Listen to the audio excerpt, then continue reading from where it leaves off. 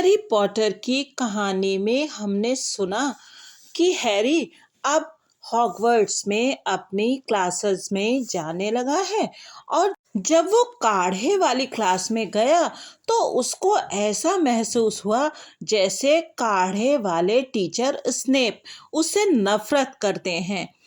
और जब वो रॉन के साथ हैग्रिड के घर गया तब उसने ये बात हैग्रिड से कही, लेकिन हैग्रिड ने साफ मना कर दिया कि ऐसी कोई बात नहीं है।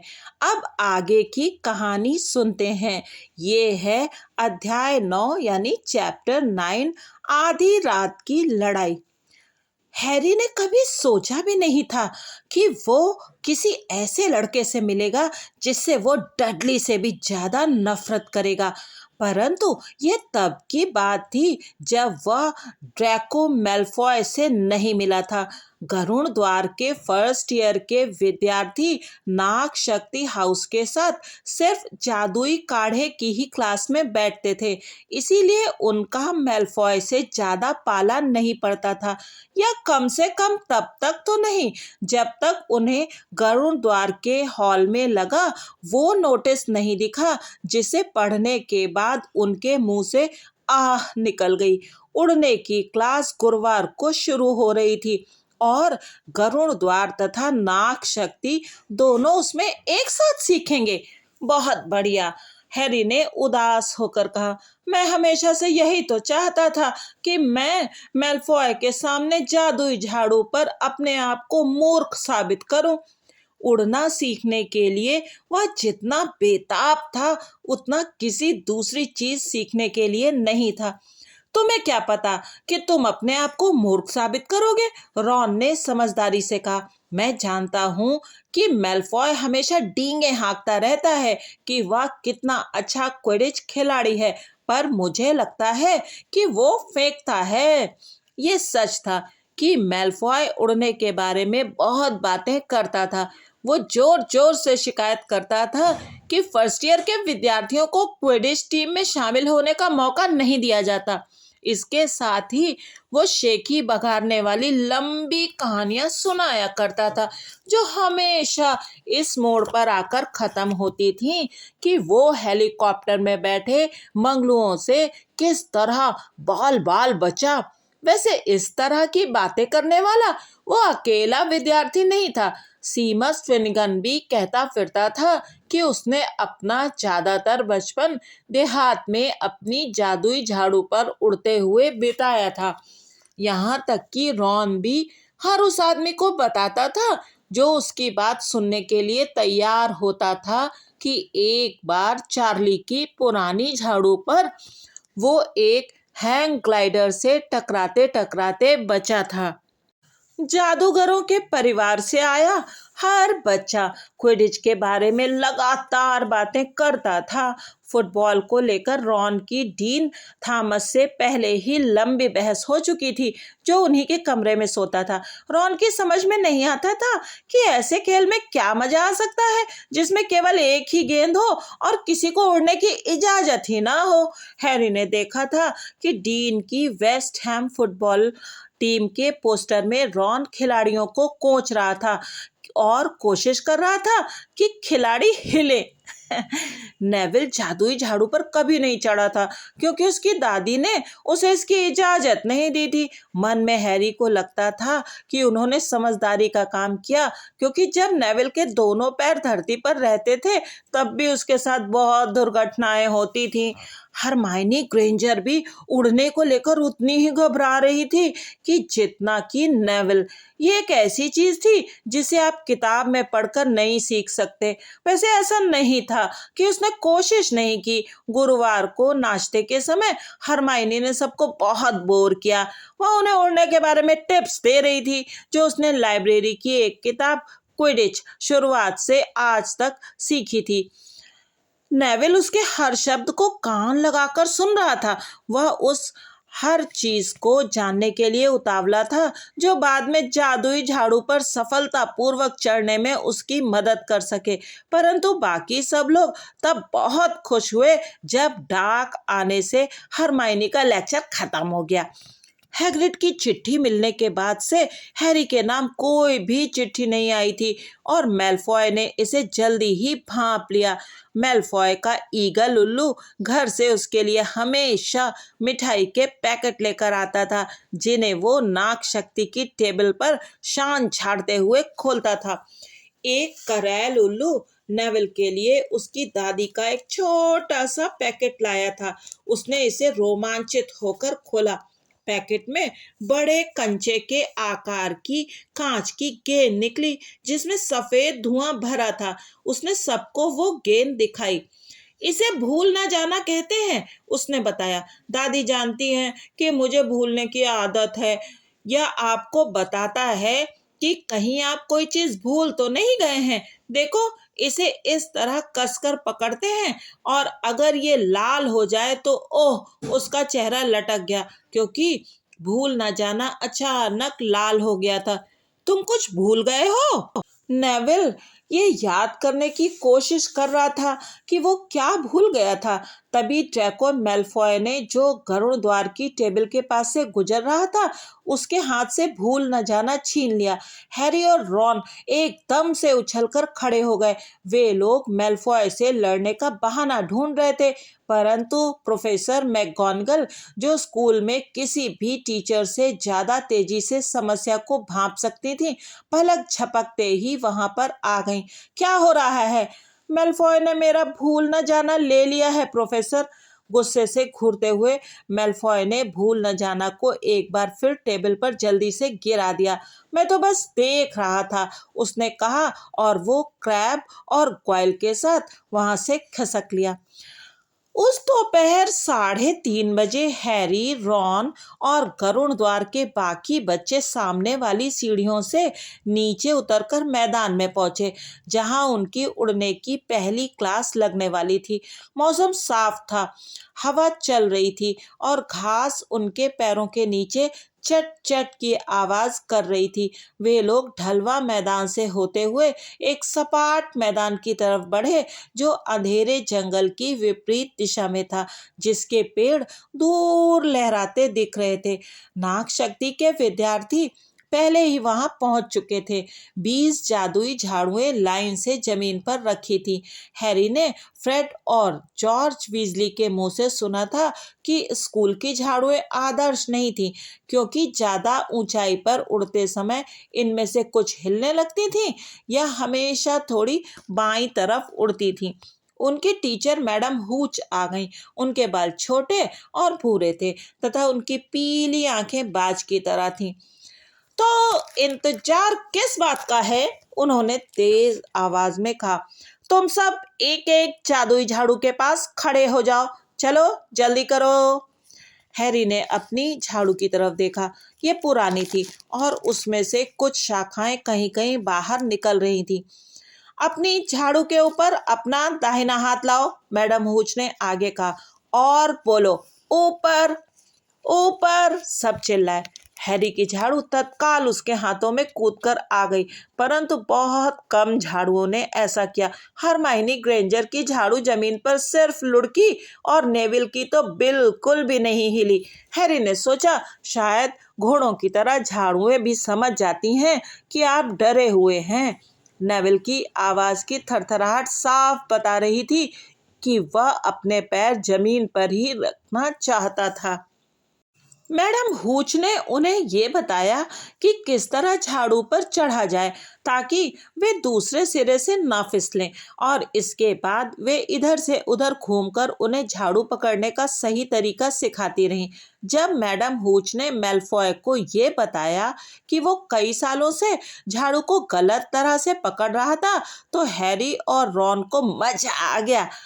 अब जब मैं सीटी बजाऊं तो तुम जमीन पर पैर मारकर ऊपर उछलना, मैडम हूच ने कहा। अपनी झाड़ू सीधी रखना, कुछ फुट ऊपर उठना और फिर हल्के से आगे की तरफ झुककर धीरे से नीचे उतर आना। मेरी सीटी बजते ही 3, 2। परंतु नेविल तो इतना घबराया हुआ था और जमीन पर बने रहने से इतना डरा हुआ था कि उसने मैडम हूच की सीटी के उनके होठों तक पहुंचने से पहले ही जमीन पर कस कर पैर मार दिए।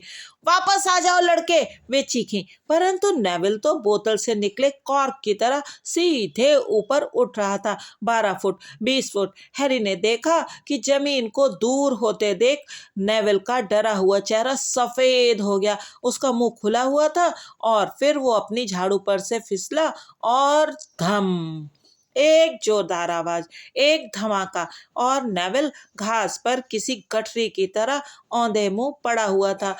उसकी जादुई झाड़ू अब भी ऊपर की तरफ चली जा रही थी और फिर वो आलसी अंदाज में अंधेरे जंगल की तरफ बढ़ने लगी तथा नजरों से ओझल हो गई। मैडम हूच नेविल के ऊपर झुकी और उनका चेहरा भी उतना ही सफेद था जितना कि नेविल का था। कलाई की हड्डी टूट गई है, हैरी ने उन्हें बुदबुदाते हुए सुना। चलो उठो लड़के, कुछ भी नहीं हुआ है, उठो। वे बाकी क्लास की तरफ मुड़ी। तुम में से कोई भी अपनी जगह से नहीं हिलेगा। मैं इस बच्चे को हॉस्पिटल ले जा रही हूँ। तुम इन झाड़ुओं को वहीं पड़े रहने दो जहां वे हैं, वरना तुम क्विडिच कह पाओ उससे पहले ही हॉगवर्ट्स से बाहर दिखोगे। चलो बेटे। नेविल के चेहरे पर आंसू बह रहे थे। उसने अपनी कलाई पकड़ रखी थी। वो मैडम हूच के साथ लंगड़ाते हुए चल रहा था और मैडम उसके कंधे पर अपना हाथ रखे थी। जैसे ही वे इतनी दूर पहुंचे कि आवाज न सुन पाए, मेलफॉय ने ठाका लगाया। तुमने मोटे का चेहरा देखा? नाग शक्ति के दूसरे विद्यार्थी भी उसके साथ हंसने लगे। चुप रहो मेलफॉय, पार्वती पाटिल ने कड़वाहट से कहा। आह, लॉन्ग बॉटम की तरफदारी कर रही हो? पेंजी पार्किंसन नाम की सख्त चेहरे वाली नाग शक्ति की लड़की ने कहा। मुझे नहीं लगता था कि तुम्हें रोने वाले छोटे बच्चे पसंद आते होंगे पार्वती। देखो, मेलफॉय ने आगे की तरफ झपटकर घास में से कुछ उठाते हुए कहा। ये रही वो मूर्खतापूर्ण चीज जो लॉन्ग बॉटम को उसकी दादी ने भेजी थी। जब उसने भूल न जाना को ऊपर उठाया तो वो सूरज की रोशनी में चमकने लगा। इसे मुझे दे दो मेलफॉय, हैरी ने धीरे से कहा। सब चुप होकर उन दोनों को देखने लगे। मेलफॉय के चेहरे पर शैतानी मुस्कुराहट थी। मैं सोचता हूँ कि इसे ऐसी किसी जगह पर रख दूं जहां से लॉन्ग बॉटम इसे उठा सके, जैसे किसी पेड़ के ऊपर। इसे मुझे दो, हैरी चीखा। परंतु मेलफॉय तब तक अपनी जादुई झाड़ू पर कूदकर चढ़ गया और ऊपर उड़ने लगा। वह झूठ नहीं बोल रहा था, वह अच्छी तरह उड़ सकता था। बलूत के पेड़ की सबसे ऊंची शाखाओं के बराबर पहुंच जाने के बाद वह बोला, आओ और उसे ले लो पॉटर। हैरी ने अपनी झाड़ू उठाई। नहीं, हरमाइनी ग्रेंजर चिल्लाई। मैडम हूच ने हमसे कहा है कि हम हिले भी नहीं, तुम हम सबको मुसीबत में डाल दोगे। हैरी ने उसकी बात नहीं सुनी। उसके कानों में खून की गर्मी थी। वह अपनी झाड़ू पर चढ़ा और जमीन पर तेजी से पैर मारे वो ऊपर और ऊपर उड़ता चला गया।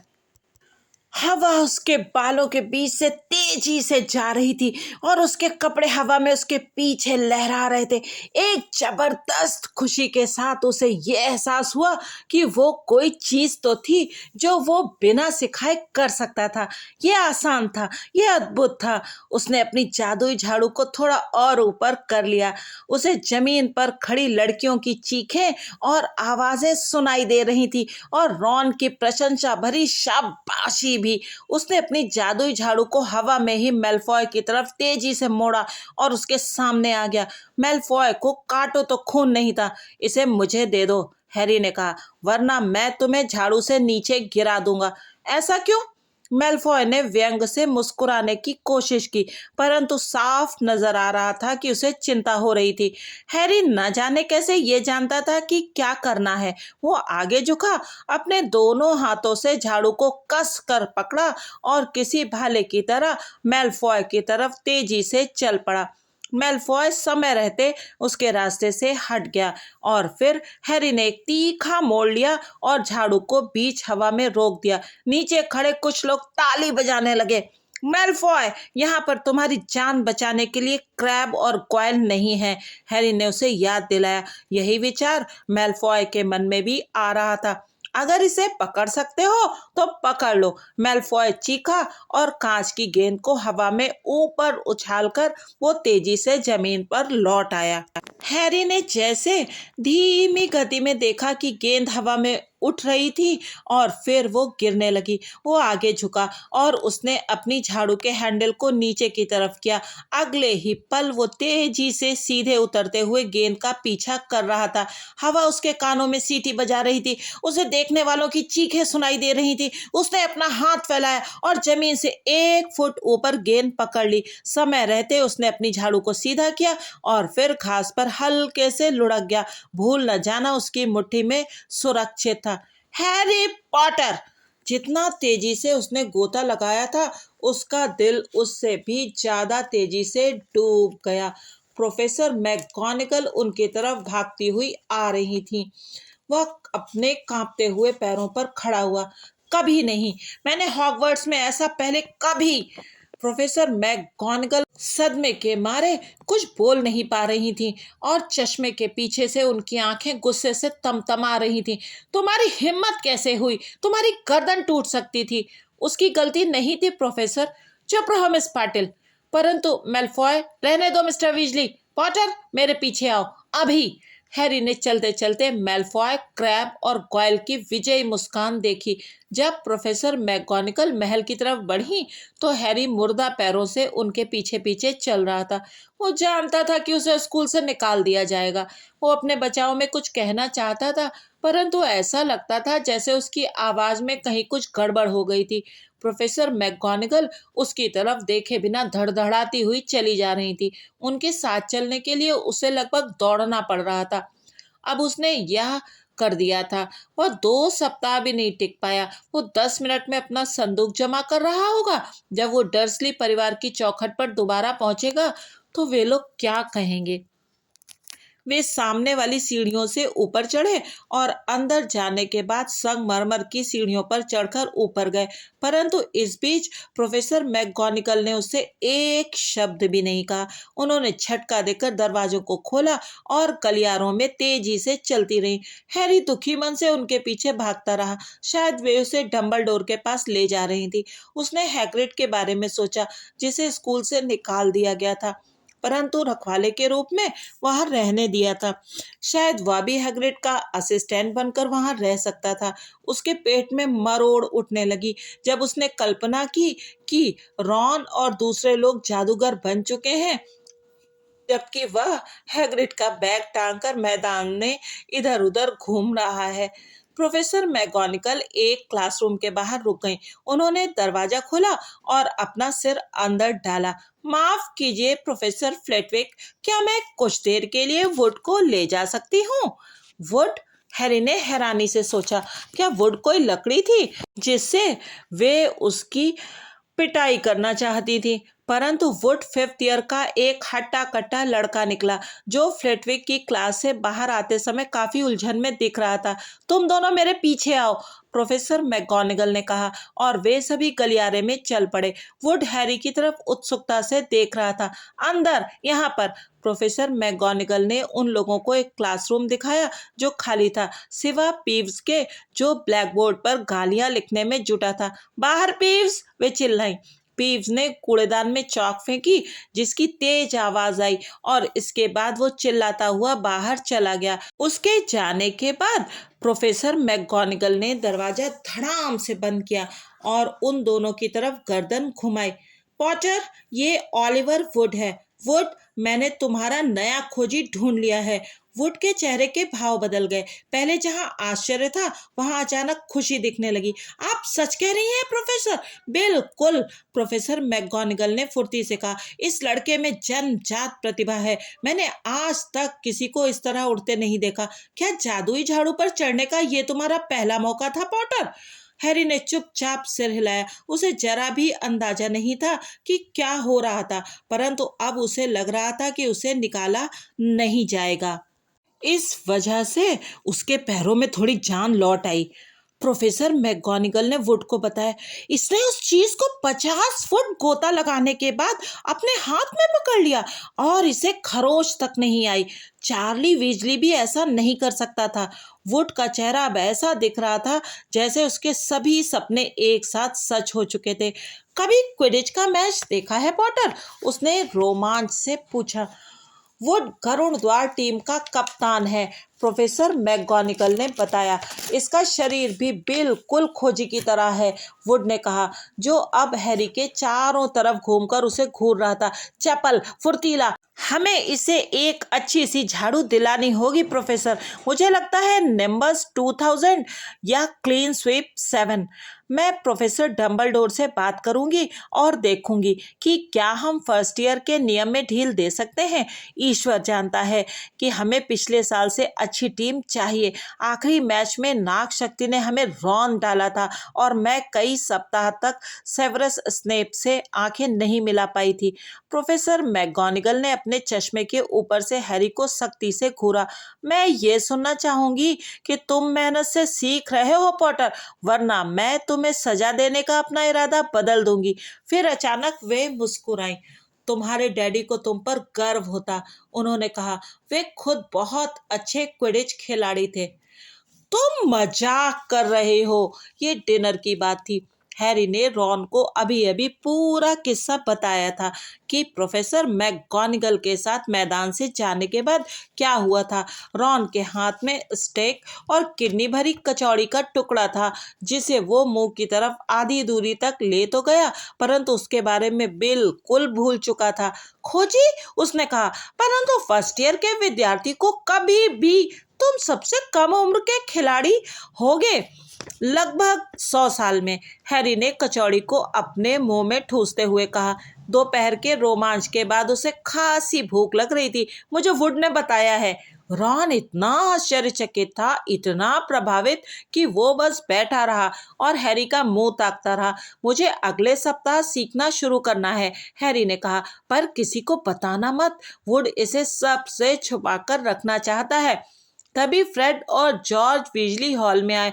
जब उन्होंने हैरी को देखा तो वे जल्दी से उसके पास आए। शाबाश, जॉर्ज ने धीमी आवाज में कहा, वुड ने हमें बताया है, हम भी टीम में हैं, हम मारक हैं। मैं तुमसे कह देता हूँ कि हम लोग इस साल निश्चित रूप से क्विडिच कप जीतने वाले हैं, फ्रेड ने कहा। जब से चार्ली गया है तब से हम नहीं जीते हैं, परंतु इस साल की टीम बहुत बढ़िया होगी। तुम्हारा खेल सचमुच अच्छा होगा हैरी, क्योंकि तुम्हारे बारे में बोलते समय वुड लगभग कूद रहा था। बहरहाल, हमें कहीं जाना है। ली जॉर्डन कह रहा था कि उसने स्कूल से बाहर जाने का एक नया खुफिया रास्ता खोजा है। शर्त लगा लो, ये ग्रेगरी चापलूस की मूर्ति के पीछे वाला रास्ता होगा, जिसे हमने अपने पहले ही सप्ताह में खोज लिया था। अच्छा, तो फिर मिलते हैं। फ्रेड और जॉर्ज अभी मुश्किल से ही गए थे कि तभी एक व्यक्ति ऐसा वहां आया जिसका वहां पर स्वागत नहीं हो सकता था। मेलफॉय। उसके एक तरफ क्रैब था और दूसरी तरफ गॉयल। आखिरी बार खाना खा रहे हो पॉटर? तुम मगलुओं के पास जाने वाली ट्रेन में कब बैठ रहे हो? जमीन पर वापस लौटने के बाद तुम ज्यादा बहादुरी दिखा रहे हो, क्योंकि अब तुम्हारे छोटे दोस्त तुम्हारे साथ हैं, हैरी ने ठंडेपन से कहा। जाहिर है क्रैब और गॉयल कहीं से छोटे नहीं थे, परंतु चूंकि ऊंची टेबल टीचर्स से भरी हुई थी, इसलिए दोनों में से कोई भी अपनी उंगलियां चटकाने और कहर ढाने वाली नजरों से देखने से ज्यादा कुछ नहीं कर सकता था। मैं तुमसे किसी भी समय अकेले ही निबट सकता हूँ, मेलफॉय ने कहा। अगर तुम चाहो तो आज रात को ही जादूगरों की लड़ाई, केवल छड़ियों से, शरीर से एक दूसरे को छुए बिना।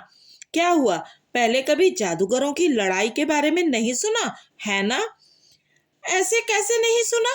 रॉन ने पलटते हुए कहा। मैं उसका साथी रहूंगा और तुम्हारा कौन रहेगा? मेलफॉय ने क्रैब और गॉयल की तरफ देखा और उन्हें तौला। क्रैब, उसने कहा, तो आधी रात का समय ठीक है, हम ट्रॉफी रूम में मिलेंगे, वो हमेशा खुला रहता है। जब मेलफॉय चला गया तो रॉन और हैरी ने एक दूसरे की तरफ देखा। जादूगरों की लड़ाई क्या होती है?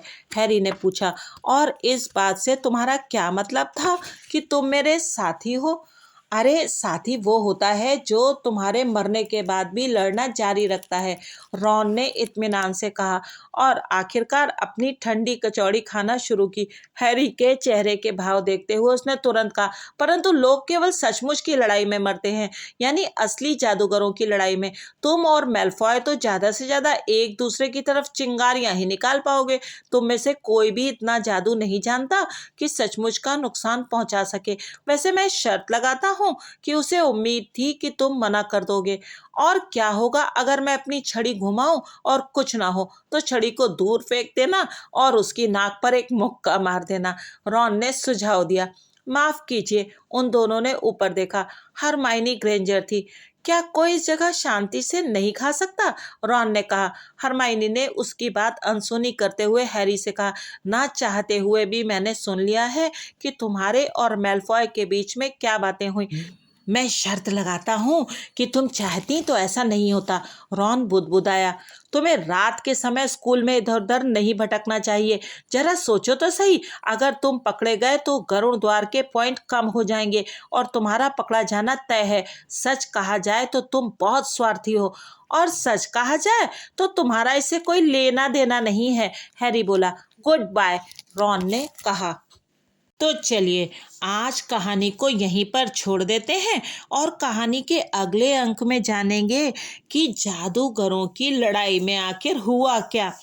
हैरी पॉटर की जो फिल्म आपने देखी है उसमें ये सीन नहीं दिखाया गया है, तो ये एकदम नया किस्सा है। आपको बहुत मजा आएगा ये जानने में कि आखिरकार मेलफॉय और हैरी में से कौन जीता। तब तक बने रहिए यूट्यूबर मौसी की कहानियों के साथ और चैनल को सब्सक्राइब जरूर कीजिएगा और इस वीडियो को लाइक करना बिल्कुल मत भूलिएगा, वरना आपको भी भूल ना जाना की जरूरत पड़ेगी, बिल्कुल नेविल की तरह। Thank you.